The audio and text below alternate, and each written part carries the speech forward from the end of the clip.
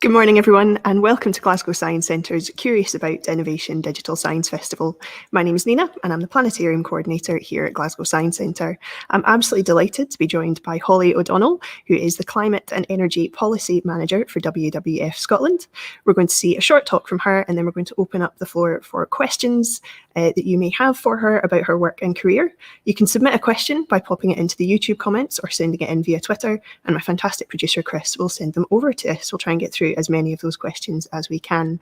We'll start the talk now, so get comfortable and we'll see you back here shortly.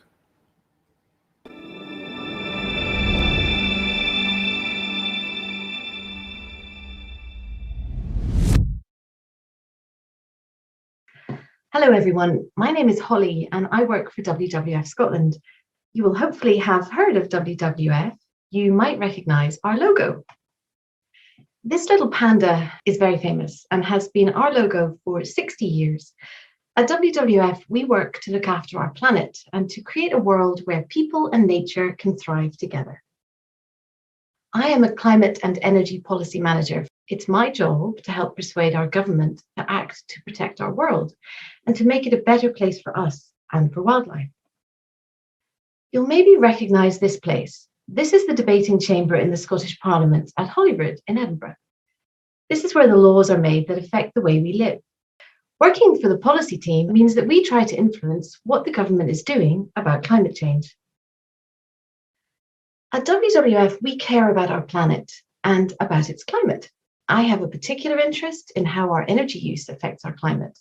And today I'm going to talk to you about how the choices we make to look after our climate will have real effects on how you live your lives in the future. So let's start with now. This is a typical day in a typical Scottish city. I want to use my time with you to look at the environmental impacts of our everyday lives, paying particular attention to the things that you do that generate greenhouse gases. Before I continue, should we just recap on the basics? You'll have probably learnt all this stuff in your science class, but it's useful to remember why we are concerned about our climate. The Earth's average surface temperature is increasing, and we know that this is because of human activities. Burning fossil fuels like coal and oil and gas release greenhouse gases like carbon dioxide into the atmosphere, and this has a warming effect. This warming effect happens because the gases in the atmosphere act like a greenhouse and trap heat. This diagram shows how these gases, like carbon dioxide, act like an atmospheric blanket, stopping heat from escaping out into space. This has a huge knock-on effect for our weather systems. People talk about global warming, but actually some places will get hotter and drier, and some places will be wetter, and we will have more frequent storms that are more intense. Climate change will affect our food systems, our wildlife, and the way we live. WWF and the Glasgow Science Centre have lots of information on global warming and climate change if you want to learn more. So let's get back to looking at our everyday lives. No matter where you live in Scotland, in a city or in a village or in a rural location, you will probably need to travel around a bit for school, to visit friends and family, or to go to the shops. Some people have to travel a bit further on their holidays or perhaps for work. When we travel, if we use a vehicle that runs on petrol or diesel, when this fuel is burned in a combustion engine like this, it releases greenhouse gases and other harmful emissions from its exhaust. This smoky substance contains carbon dioxide, carbon monoxide, nitrogen oxide, sulfur dioxide, and other noxious gases. Now, we've already established that greenhouse gases are not good for climate, and transport is responsible for a lot of Scotland's emissions. A whopping 36% of all greenhouse gases come from transport, and cars account for a big chunk of that. So what can we do about it? And what does your future travel look like? Well, there are three main things we will have to do to minimize our climate impact from travel. And the first thing is to reduce our use of transport. So that means walking more and cycling more. Most of our journeys by car are actually less than 3 miles. So in the future, there will be better footpaths and cycle paths to make it easier to avoid taking the car. The next thing we can do is to make our travel more efficient. This means making more sustainable travel choices. Take the bus, not the car. Take the train where you can. Using public transport, your journey's emissions are divided up by all the people on the bus or the train. So rather than one person sitting in a car and driving from Edinburgh to Glasgow, you have hundreds of people sharing the journey. The next thing we can do is to make our transport less polluting. That means changing the types of fuel that we use. You'll have all seen electric cars buzzing around. They're becoming more popular. In the next 10 years, diesel and petrol cars and vans will be phased out, and electric charging points will spring up all over our towns and cities and villages. Our public transport will be different too, like this electric bus. So the city of the future will be a lot quieter with electric cars and buses. In fact, all types of vehicles will be greener, like this food takeout van. We'll also have special cycleways and footpaths to make it all easier and safer. So your city of the future will be a lot quieter with electric cars and buses, different road layouts with cycleways and footpaths. But what other aspects of our everyday lives have a climate impact? Well, have you ever thought about your heating system? If you live in Scotland, you will need to have a heating system. It does get pretty chilly here. But what type of heating do you have at home? The chances are you probably have a gas boiler, and it probably looks like this. And it probably lives in a cupboard. Or you maybe have an oil-fired heating system, which would mean that you have one of these. This is an oil tank which stores oil to burn to generate heat. Or you might even have a coal fire for your heating, which burns this. In the homes of the future, your heating will need to be zero carbon. Let's think back and remember what this means. It means not burning fossil fuels like coal and oil and gas. So what does that mean that your future home heating will look like? Well, first we'll need to reduce the amount of heat that our homes need. How do we do this? We have to make sure all of our homes are energy efficient. We need warm homes to be healthy. And we can improve how warm our homes are by making sure that all the heat that we put into them doesn't escape through the roof or the windows or the walls. This is a picture of a thermal image of a home, showing all of the heat loss from the house.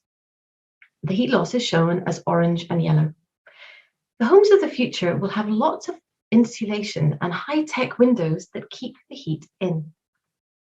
This is what we mean by insulation. Thick padding added to walls and ceilings to keep all of the heat inside the building. Don't worry, this is what it looks like inside the walls and the ceiling. It's not the finished look. So what type of heating systems can we use that don't have greenhouse gas emissions? We're really lucky because we already have the heating technology to solve this problem. And it uses a source of energy that we have all around us. Can you guess what that might be? Well done if you guessed the sun. As you all know, the sun heats things up, like the ground and the air. We can use technology to take this heat and use it to heat our homes. This is a picture of a heat pump. In your home of the future, you might have one of these. Heat pumps basically work like a fridge in reverse. Your fridge in your kitchen pumps the heat out to reduce the air temperature inside the fridge. A heat pump transfers heat from outside your house to inside. The amazing thing about heat pumps is that they can extract heat even when it's really cold. This is a picture of a heat pump working in really cold weather. There are two main types of heat pump. There are air source heat pumps, which look like this, and they take heat from the air outside. And there are ground source heat pumps, which look like this, and they take heat from the ground. Both air source and ground source heat pumps are powered using electricity. Now, obviously, we need that electricity to be sourced from renewable sources like wind power. But because they are using a natural source of heat from the air or the ground, they are a really efficient way to heat our homes. It only takes a small amount of electricity to run the pump that then extracts all of the heat that we need from outside. Heat pumps can feed heat into your radiators or into underfloor heating. So to replace your gas boiler with a heat pump, we just need to switch the machinery around. We just need to change the box from this to this. The second type of heating system that might be heating your home of the future is a heat network. This is how a heat network works. In this picture, you'll see that there's an energy center in the middle, distributing heat to all of the connected buildings. So a heat network is really like a big shared central heating system. It has a central source of renewable heat that is then piped around the houses on the network. Heat networks use sources of renewable heat that are not always possible for individual buildings to use, like heat from a river or waste heat from a shopping centre or a local hospital. This heat is then used to heat the water, which is sent through the pipework to the connected buildings. It's a really simple system, and it uses proven technology.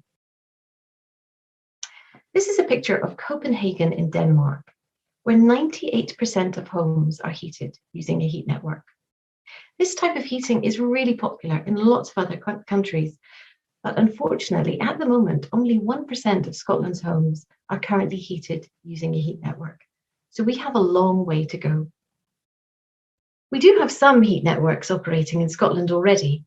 There's a new one in Stirling, which takes heat from wastewater in a treatment plant. Yep, that's all the heat from all of the toilets emptying into the sewage treatment facility.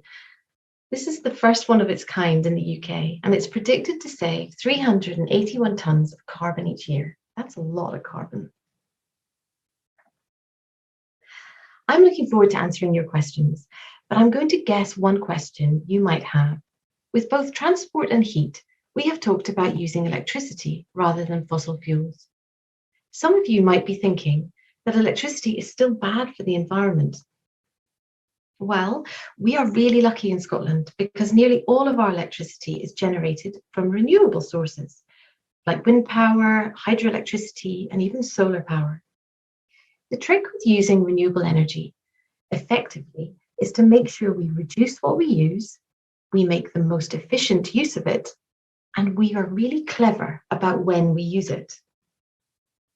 So like in this photo, the cities of the future, our homes and our cars will need to use electricity when there's lots of renewable energy available, like solar and wind. To help us do this, all your homes of the future will have smart electricity meters, and they will tell you the best time to run your washing machine, charge your electric car. You might even have a battery in a cupboard, like in this next picture. The battery will store energy that your solar panels have made, and you will then be able to use this renewable electricity at nighttime, even when there's no wind blowing to power the turbines. How we manage our energy use in the future is going to require lots of clever technology, and you'll probably be able to control your heating and even charge your car using your mobile phone. I know that all of this is really complicated stuff, but hopefully you feel excited about the future and understand how your lives will have a much gentler impact on the planet. Let's remember why it's important. At WWF, we believe there are two emergencies: climate and nature. So just imagine, whilst you are commuting to work in the future, let's hope that you are travelling past fields full of wildflowers, buzzing with bees and butterflies, that there are hedgerows full of nesting birds. Because we will have reduced the use of petrol and diesel, the air will be cleaner and you'll breathe deeply the pollution-free air. You'll turn the key in the front door of your future home and it will be a warm, cozy place that greets you with insulated walls to keep all that precious heat inside. It might sound like a dream, but for you guys, it will be your city of the future. Where you live and how you live will meet the needs of humanity, address climate change, and reverse the loss of nature. I'm happy to take your questions and looking forward to hearing what you think your city of the future will be like for you and your friends.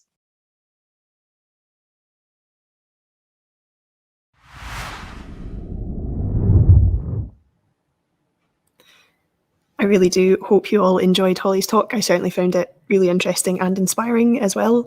I'm now really pleased to be joined by Holly O'Donnell from WWF Scotland, who's delighted to take your questions, which you can send in either via the comments box on YouTube or send them to @GSC1 on Twitter. Hi, Holly. Thank you for joining us today. Hello there. It's lovely to be here. So I think we're going to get started with some questions. So we'll send in the first one. There we go. So what was your path to becoming a climate and energy policy manager with WWF? Gosh, well, it's a path that started a long time ago, and it started with a love of science, actually, when I was at school. I always really enjoyed science, and I decided to study science at university, and in particular wanted to study environmental science. So I did an environmental science degree. And then from there, I've had a series of jobs, all of which have had an environmental sort of theme. So I've worked in lots of different types of businesses and industries, but always with an environmental sort of job title, if you like. And I guess moving into WWF, I've sort of brought all of that experience into this new role. So sort of accumulated knowledge. Accumulated knowledge, yeah, over the years. Fantastic. So I think we'll send in, that's quite a big one. So what has been the biggest challenge you've faced in your current role? Gosh, well, I don't think I can be a climate and energy policy manager and not say that the biggest challenge isn't climate change. I think the biggest challenge is definitely climate change. And yeah, I think what's good about this role that I'm in now and working with WWF and working in this time when everybody is starting to sort of be more aware of the issues is that the challenge feels like it's a shared challenge now. So not only all the people who work in WWF are caring about it and obviously trying to find solutions, but I think just in general, lots of people are starting to wake up to the challenge and be interested in how they can play their part in helping solve the challenges. I often think that if you're looking at climate change, it's a bit like being in a long race. We're trying to get to a certain destination and we're trying to run this race sort of all together and see how quickly we can get there. But it's not a flat race. It's like a series of hurdles that we have to keep leaping over. So the big challenge is climate change, but along the way we're going to face some extra hurdles that we have to kind of leap before we can really sort of solve all the problems. That's great. I think we've got a question from YouTube next. So Derek Sherlow has asked, use of heat from the air, ground and wastewater all sound fantastic. I definitely agree with that. What is holding this tech back from being rolled out more quickly? I think it's just a case of what we're used to. So I think, in other countries, as I said in the talk, in other countries, it's commonplace to use these technologies. They've been around for an awfully long time. Heat pumps have been around since the middle of the 1800s. And uses sort of very sort of well-established technology. And heat networks really just use that type of technology. And the concept is then to obviously share the heat. So yes, that question is bang on. It is ready to go, ready to be used, but it just will take time for us to transition from the way we have historically done things. And I think the more people see that these technologies are available, that they work, that they're efficient, that they're cost effective, and that they meet our climate objectives, I think the more that people will then try and sort of implement these new technologies, put them in place in their homes and in their cities and in their university campuses, that sort of thing.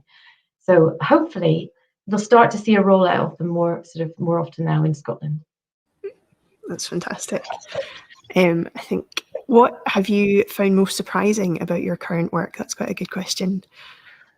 Yeah, well, I mean, working for WWF, I knew that everybody would really care about the environment and about the planet and about sort of wildlife and the challenges of climate change.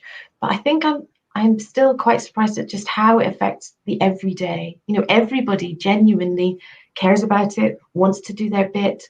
It's sort of ingrained in all of the work that we do. So I shouldn't be surprised by that, but it's very heartwarming to see it. And I guess one of the things that is surprising me, and it's a good surprise, is the fact that more and more people understand what it is that we're trying to do. So that's a genuinely nice surprise to be seeing that. happening, and to have opportunities like this, to work with Glasgow Science Centre, to be advancing this sort of discussion, and to know that there are people listening into this who really care about it. That's a really nice surprise. That's good. I'm glad it's a good surprise. So while there is a lot to be concerned about regarding climate change, is there anything that you feel especially hopeful about? Oh, well, that's a nice question to get after answering the last one. I think the fact that there are hopefully lots of young people listening to this, it's difficult not to be able to see the people, but if there are lots of younger people who are interested and listening to this, then that's where all the hope lies. That is the future. If we can get young people to really care about it, to want to make a difference in their own lives, and then as they sort of grow up and choose their future career paths, then hopefully they'll be the change makers of the future, and they'll be looking forward to all of the changes we're trying to make now will be bearing fruit whenever they are, hitting the workplace, and they again will be able to make even more change to keep improving and make this place a better place to live. That's fantastic. That is a really nice answer. There you go. I think we got another one coming in there. Oh, so this is quite specific to Scotland. So we have a lot of traditional tenement flats rather than houses. So what kind of changes can we make in those to make them better at keeping the heat in? Keeping the heat in, yeah. We need to wrap them all up with one of those lovely scarves, like in the picture in my presentation. I love that picture. No, we can't actually wrap all of the tenements and all of the tricky to insulate buildings with scarves, but we can find ways to insulate. So there are lots of things that can be done, and even the sort of the oldest homes where you might think it's very difficult. Loft insulation, interfloor insulation. There are things that can be done with walls. Windows are a huge source of heat loss in homes, and they are actually relatively easy to replace and upgrade. And also just the appliances that are used within a home. You can make efficiency improvements, not just in the way you keep heat in, but also in the way that you generate the heat in the first place. Mm-hmm. So there are lots and lots of options available to people, no matter what type of home you're living in. That's good to hear. I think if we got any more questions coming in, so that's quite a good one. So we still use lots of gas for heating and cooking in Scotland. Will this be phased out for more efficient energy sources, and when do you think that might happen? Oh gosh, that's a big question. It's a great question. These are all great questions. I think, right, so Scotland does use a lot of gas for home heating and cooking. The key word, I think, in that question is phased. So I think you have to approach it and phase things out and phase things in. This is not an overnight solution, click fingers, and suddenly we're going to, be able to solve this sort of problem where we're using a lot of fossil fuels for our heating. It's a large proportion of Scotland's homes are currently heated using gas, as I've said. It's about 80% actually, so it's a big figure. But it is possible to do it if you look at the fact that actually every appliance, whether it's a boiler or a cooker or any appliance that you have in your home, has a lifespan. They don't last forever. So I think the most sensible way to look at it as a homeowner or somebody who has a boiler to heat their home would be to look at, when it comes to the end of the life of that boiler, then that's the opportunity to maybe switch to a different technology. There will be sort of larger sort of rollouts of new technology. So if a heat network, for example, became available in your local area, then that presents an opportunity to connect up to a heat network. And you might do that sort of more quickly than you would have maybe replaced your gas boiler. So I think phasing, this is not an overnight. Having said that, we are working towards an end date of 2045. We want to be net zero in Scotland, and it's a great target that the government has set. But actually, we want to try and achieve as much of the change as we can, as soon as we can. So this is a race. This is not a meander to 2045. We want everybody needs to do as much as they can, as quickly as they can, to reduce greenhouse gas emissions. So the bulk of our emissions really need to be reduced by about 2030. And everybody keeps saying in the next decade, well, actually, we're halfway through 2021 now. So we've only got 8.5 years until 2030. So we've got an awful lot to try and do in the next while. So it's a try and get as much done as we can, but we'll just sort of phase in when the opportunities arise. And I'm sure people must really appreciate hearing that as well, because it's quite a lot of pressure for homeowners, thinking they should have to change everything right now. But yeah, I think that must be quite reassuring for people to hear. And there's government support as well, will be available and needs to be available to help people make that transition. If they have the opportunity to act quickly, then that, need to have the systems in place to enable them to do that. That's really good to hear.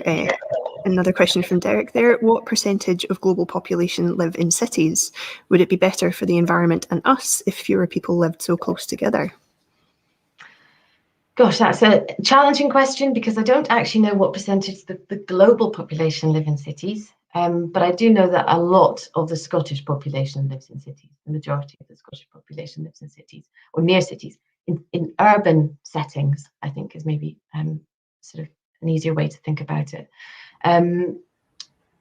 If fewer people lived so close together, well, one of the benefits of having people living close together is that you can take advantage of things like heat networks. So when we were talking about, using heat from rivers, for example, most cities have rivers running through them, and it's very easy to tap into the heat that is in the river flowing through the city. And so you can therefore use the fact that people live closer together and their properties are closer together to then build sort of heat networks that are based around heat pumps that extract heat from rivers, for example. If you live in more rural locations, there are obviously still great things you can do to switch the way you heat your home, get your energy. So micro renewables, individual heat pumps, either air source heat pumps or ground source heat pumps, both of which I sort of mentioned earlier. So it doesn't matter where you live, whether you're urban or rural, there's always an environmentally friendly solution to how you can heat your home. That's good to know. That's quite a big question there. Do you have any top tips for individuals and families who would like to reduce their carbon footprint, or is there one easy thing most of us could do right away to reduce our carbon emissions? Oh gosh, right. Well, carbon footprint. To reduce your carbon footprint, I mean, the first thing that you could do is, if you had access to a mobile phone or similar, then you could install the WWF Carbon Footprint app, which gives you ideas on how to reduce your overall environmental footprint. It's got great tips and challenges and things that you can sign up to. But in terms of just everyday activities, everyday steps that you can take, I think the one key message would be to reduce waste. And by waste, I don't mean necessarily the waste you put in your bin. I mean waste energy. So if you think about everything that you buy has taken energy to create it. So I'm not just talking about, lights being left on when you're not in the room. That certainly is a form of waste. That is wasting the electricity that is being sent to that light bulb. It's not needed and it's being wasted. But every product that you buy has got sort of an intrinsic energy sort of value to it. So if you're buying something, whether it's an item of food or a piece of stationery, everything has used energy to make it. So if you then don't make good use of it and it just gets thrown away, effectively the energy is just being lost. So I think the key message would be to try and waste less. So waste less energy, waste less stuff, waste less food. And if everybody reduces the amount of waste, they will definitely have a positive impact on the carbon footprint of their life. I've always heard the statement, the most sustainable item is the one that you already own. Absolutely. And the one that once you've finished using it, actually somebody else can get use out of it. So, yeah. Oh, that's fantastic. That's a really good, really easy bit of advice. So what advice would you give to someone who's interested in working with the WWF? Are there volunteering opportunities, or are there other ways to get involved? Oh gosh, yes. Well, I mean, there's lots of ways to get involved with WWF, from fundraising activities, and I mean that can be people having their own idea about how they would like to fundraise for WWF. We're always welcoming people's fantastic ideas, and we're always very grateful for fundraising that we receive. I think one of the other things that you can do is to sort of maybe consider asking for using the WWF sort of website for ideas and sort of sponsorship opportunities. If you look on the website, you'll get lots and lots of top tips on ways that you can support us. And if in the future you want to work for WWF, well, there are lots of different pathways. Lots of different types of people work for WWF. There are scientists, and there are sort of, people involved in all aspects of how the organisation is run. There are lots of opportunities out there. That's really good to know. I think we've got time for another couple of questions. So are Scottish towns, villages and cities at threat of flooding due to climate change? Well, we're really hoping that if we can all act to keep climate change to 1.5 degrees, which doesn't sound like a lot. It doesn't sound like a significant amount of temperature rise, but actually 1.5 degrees is still going to have a bit of a significant impact. But if we can keep the temperature rise to just 1.5 degrees, then hopefully we will sort of reduce the significant impacts like sea level rise affecting Scotland. But yeah, I mean, I think if people keep in the back of their minds that sea level rise is one of the many factors that we are trying to address by reducing our carbon emissions. That's why we're wanting to get to net zero by 2045. And as I said earlier, that we can act better. But yeah, so I think sea level is one concern, but it's definitely something that we can all play our part in trying to reduce the likelihood of it happening. Because on the same kind of vein, you can reduce sort of extreme weather as well, which can lead to flooding in terms of rivers overflowing and things like that. Absolutely, yeah. So extreme weather is a feature that we're already seeing. We're already seeing lots of flooding events, more flooding events than we used to. So yeah, again, another reason why we all need to sort of play our part and do our bit. So I think maybe the last question, if there was one piece of environmental legislation or policy that you could get enacted today that would apply globally, what would it be? What would be your dream bit of legislation? The magic wand. If I had a magic wand, what would I do? It's a really tricky one because I have a very long list in my head of things that I would like to do sort of overnight. Let's go for the top two. So I'll go for the top one, which actually ticks two boxes. So I think I said in the presentation that WWF, we believe there are two emergencies. There's like a nature emergency and the climate emergency, and the two are linked. So the one thing that I would do that addresses both of those is to stop deforestation, because forests are really, really important, not only in addressing climate change, because they absorb all of that carbon, and we need to plant more trees and to mop up as much as we can. But they also provide a very important habitat in all areas of the world. So I think stopping deforestation would be my environmental legislation sort of wish, if I can have that one. I think that's a wonderful one. Just to check with our producers if we've got any questions to answer. Nope, that's us. So we are out of questions, but we do really appreciate you joining us this morning, Holly. Thank you so much for your time.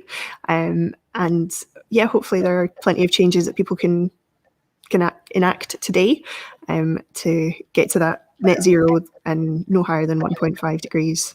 Absolutely. Thank you so much. And the questions were terrific. I really enjoyed answering them. Thank you, everybody. That's great. Thank you so much. I think that's us for today. Don't forget, Curious About Innovation is running all the way through the rest of the day. And if there's anything that you've missed, you can always head to the website to catch up.